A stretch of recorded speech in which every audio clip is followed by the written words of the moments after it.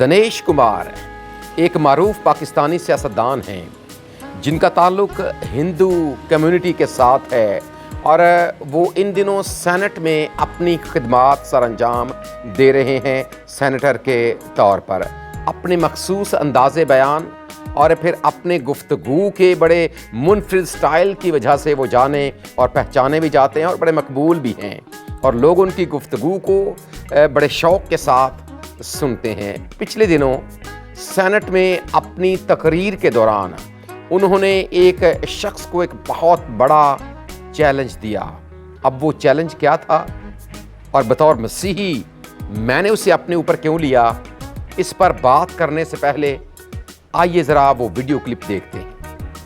سر اچھا اسی طرح ایک بہت خطرناک سر اسلام جنہوں نے اسلام قبول کیا ہے جو مسلم ہیں ان کے حوالے سے، تو میں کیسے اسلام قبول کروں سر؟ سر یہ دیکھیں سر، آج میں کہتا ہوں کہ آپ آئیں بٹ صاحب، آپ کی نون لیگ کی حکومت ہے، آپ اسلامی بن جائے، میں اسلام قبول کر لوں گا. چلیں سر یہ اچھا سر 1 منٹ سر only 1 minute.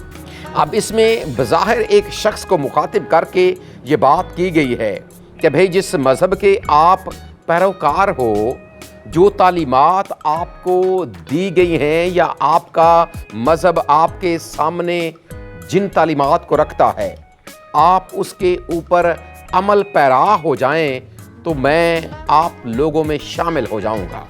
یعنی کہ میں اپنے ایمان کو چھوڑ کر آپ کے ایمان کو اپنا لوں گا.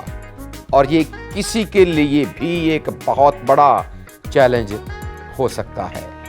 لیکن اگر دوسری طرف دیکھا جائے کہ اگر یہ بات کی گئی ہے یا یہ چیلنج کیا گیا ہے تو پھر دیکھنا پڑے گا کہ اتنا بڑا چیلنج اگر دیا گیا ہے تو اس کے پیچھے وجہ کیا ہے. اب ہم اس طرف تو نہیں جا رہے، لیکن بطور مسیحی جب میں نے اس پر غور کیا، جب میں نے اس انگلی کو اپنی طرف اٹھتے ہوئے دیکھا کہ بطور مسیحی میرا کردار کیا ہے، بطور مسیحی ایک قوم کے ہمارا کردار کیا ہے، کہ جب کوئی ہمیں دیکھتا ہے تو کیا واقعی کسی کو پتہ چلتا ہے کہ میں ایک مسیحی ہوں؟ کیا جب کوئی مجھے کوئی کام کرتے ہوئے دیکھتا ہے، مجھے میری ڈیوٹی سر انجام دیتے ہوئے کوئی دیکھتا ہے، یا کوئی میری گفتگو کو جب کوئی سنتا ہے تو کیا واقعی اسے پتہ چلتا ہے کہ میں کس شخصیت کا پیروکار ہوں؟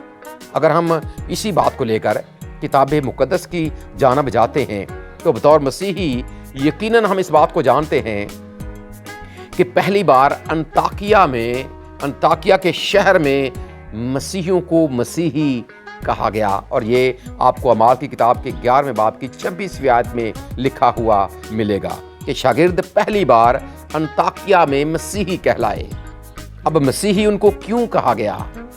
اس لیے کہا گیا کہ ان کے کام یہ بتا رہے تھے کہ وہ مسیحی ہیں، ان کے اعمال یہ بتا رہے تھے، ان کی گفتگو یہ بتا رہی تھی، ان کا اخلاقی معیار یہ بتا رہا تھا، ان کی ایمانداری، ان کی دیانتداری اور ان کی اپنے خدا کے ساتھ وفاداری یہ بتا رہی تھی کہ وہ مسیحی ہیں. اور دوسری طرف اگر ہم پاکستانی مسیحی اپنی جانب دیکھیں تو ہمیں تو یہ قانون پاس کروانا پڑتا ہے کہ ہمیں عیسائی نہیں بلکہ ہمیں مسیحی لکھا جائے اور پکارا جائے.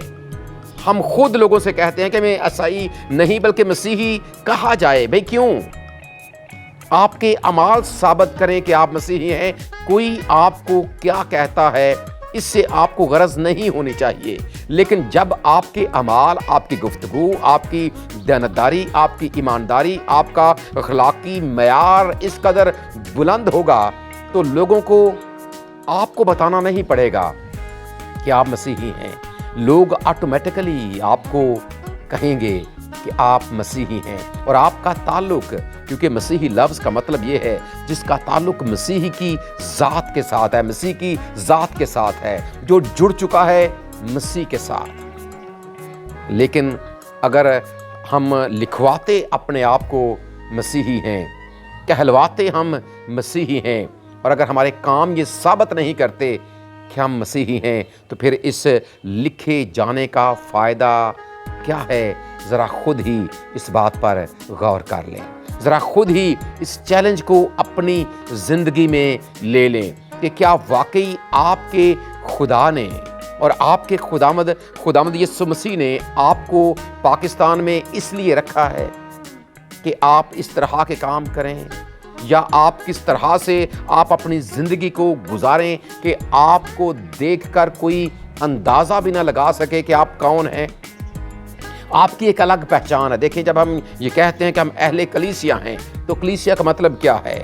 کلیسیا کا مطلب یہ ہے کہ جو لوگ الگ کر دیے گئے ہیں، جو لوگ مخصوص کر دیے گئے ہیں، جو لوگ مقدس کر دیے گئے ہیں، جو لوگ پاک کر دیے گئے ہیں، پاک کیے گئے، الگ کیے گئے، مقدس کیے گئے اور چنیدہ لوگوں کی جماعت کو کلیسیا کہا جاتا ہے کہ وہ دنیا میں تو رہتے ہیں لیکن دنیا کے نہیں ہیں۔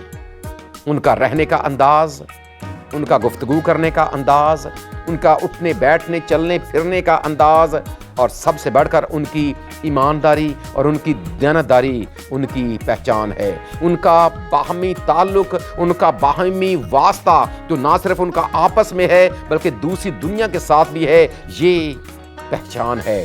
خداوند یسوع مسیح نے اپنے شاگردوں کو آخری فسح کے موقع پر ایک نیا حکم دیا تھا کہ میری مانند ایک دوسرے کے ساتھ محبت رکھو اور اس سے لوگ جانیں گے کہ تم میرے شاگرد ہو۔